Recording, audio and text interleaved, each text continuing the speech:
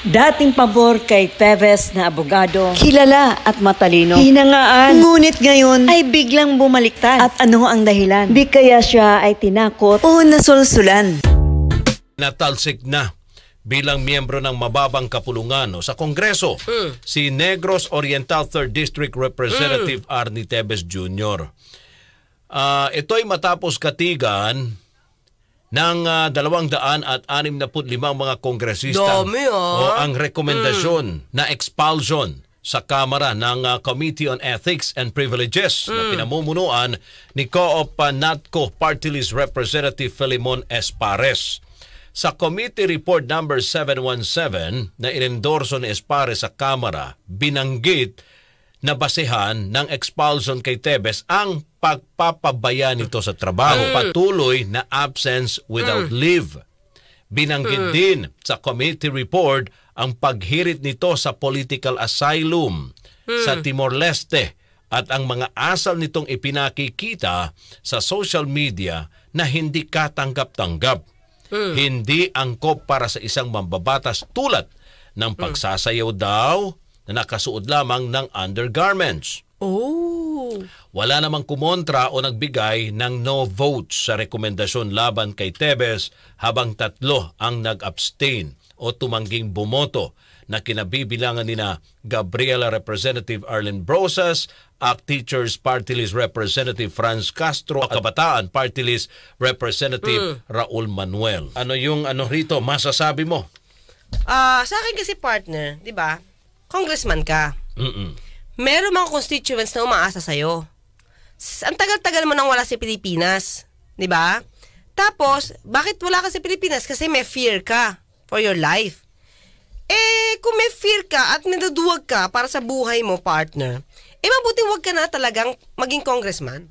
Kasi wala ka na itutulong sa constituents mo. Tama lang to sa akin for me. Tama lang to matanggal na siya, partner. Kasi, unang-una, wala ka nang naitutulong. Wala ka nang tutulong Diba? Tapos, pinaiiral mo yung takot mo, ayaw mong harapin yung kaso mo dito. Yung karuwagan mo ang magpapabulid sa'yo. Diba? It's your fault. Diba? Kahit sabihin mo na parang may nagbabanta sa'yo, you have to prove it. Diba? Hanggat wala ka na po prove niyan, partner, chismis yan. Ngayon wala ka. Yun ang katotohanan. Wala ka sa Pilipinas to do your job. Pero ang sinasabi ng kanyang legal counsel partner, hindi daw basta-basta pwedeng tanggalin si Kong Teves. Dahil tao ang naglagay sa kanya dyan sa pwesto sa pamamagitan ng pagboto sa kanya. Bakit may rule about expulsion and suspension? Di kung hindi pwede, di dapat wala sa rules. Yung tungkol sa expulsion, hanggang suspension lang. Ba't nilagay? So, ibig sabihin, may powers na to expel. Yun lang, partner, narinig ko yan nung pinag-uusapan pa lang ang plano. Diba? Sa pag-alis o pagtanggal sa pwesto dito kay Kong Teves. So, ibig sabihin, kahit hindi nagtatrabaho the whole 3 years, hindi siya matatanggal? Wala po naman kaya nga So, expulsion. May rule on expulsion. Saka totoo ba ito, partner? Hindi ko pa ito nakita, Pagsasayaw ng nakasuot lamang ng undergarments. Kailan to? Parang sa social media ba to? Sa kanyang Facebook Live? Before pa? Before pa? O ngayon nasa siya? Sa ibang bansa ginagawa niya? Hindi ko lang sigurado. Kasi hindi ko din napanood, partner. Ano kaya itsura niya, no? Pero ginawa to ni Kong Teves. Bagay pa sa kanya? Ganun naman. Ba't ka naman magsusot ng undergarments lang? Baka boxer shorts? Sa mga kayubi natin, nakapanood ba kayo? Ano ba ang dating ng pagsasayaw ni ni Teves? So, hindi ko na siya tatawagin Congressman Teves. Teves na lang siya. No, kasi, or ex-congressman. Ayan. So, anong ginawang pagsasayaw dito? Diba? Well, for me, partner, wala ka sa Pilipinas, you're not doing your job, ilang buwan kang wala, you're given a chance to go back, harapin kung anong dapat harapin, wala ka pa namang kaso, wala ka rin proof na meron kang threat sa buhay mo. Di ba, partner? Paano ko masasabi? Text? Messages? Pero mahirap kasing gumagawa ng text messages, partner. Mache-check yan. Mapa-forensic yan kung totoo o hindi totoo. Pag threaten ang buhay mo. No. Power kasi to expel and to suspend eh. Di kung hindi pwede, di dapat tinanggal yun sa rules.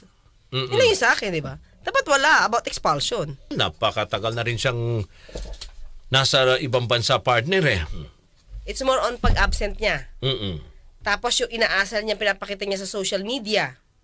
At ayon pa kay Attorney Claire na hindi dapat nga siraan ang gobyerno sa social media. Well, Attorney Claire, sasabi mo lang yan dahil hindi ikaw ang pinaparatangan o nagkaroon ng mga maling aligasyon na wala pang katotohanan. What if ikaw ito si ex-Congressman Tevez? Baka mapapraning ka rin. At baka hindi lang pagsasayaw ang gagawin mo. Baka tatambling ka pa. Kaya don't be judgmental. Kasi wala ka sa posisyon na ex-Congressman Tevez. Kaya hindi mo alam kung ano ang nararamdaman niya. Tingin ko as a congressman, dapat di niya rin sinisiraan ng gobyerno sa social media.